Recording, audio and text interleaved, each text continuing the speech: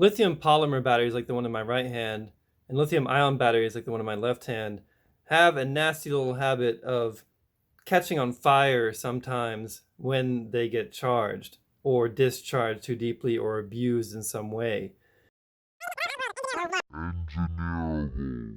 Now, it's rare for these batteries to catch on fire when being used properly, but it is possible for them to catch on fire, especially if something has gone wrong with the charging circuit, and especially since the chargers for these inexpensive gel blasters are not necessarily of the greatest quality. So this is the typical charger that comes with a gel blaster, and who knows what kind of quality this charger is, if it has good overcharging protection for the battery.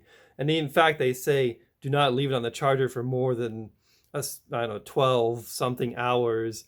And really, like, if it's a good charger, it shouldn't really matter. You should be able to leave it on there. It's just going to shut off the power to it completely. So without testing these cheap chargers that come with the lithium ion batteries, who knows what's going on with the charging circuitry in there. So a way that I charge these safely is I use some kind of lithium polymer, lithium ion charging bag like this that's fiberglass lined and flame retardant. You know, it's not completely fireproof, but hopefully it'll slow down a fire such that things won't escalate and burn my house down. So the way I use this is I plug in the charger into the battery that I'm going to charge.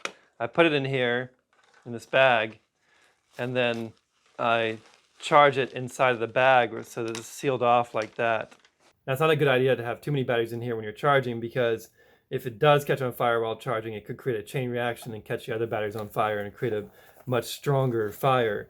So it's better to have smaller bags for individual batteries for charging, and then I use this bag for storage and carrying the batteries, so that if the battery were to catch on fire, which they can, if there's some damage or something going wrong, they can catch on fire, then it's going to be contained within this bag, hopefully. I haven't done a test of this bag yet, but I hope that it's going to contain it or slow it down. When I'm not using my blasters, I store all the batteries in this bag also, along with the chargers, because it's not going to hurt anything. Just make sure that there's no short circuits, because it makes me feel a little bit safer that nothing's going to catch on fire. Check down in the description for some links where you can buy some pouches like this.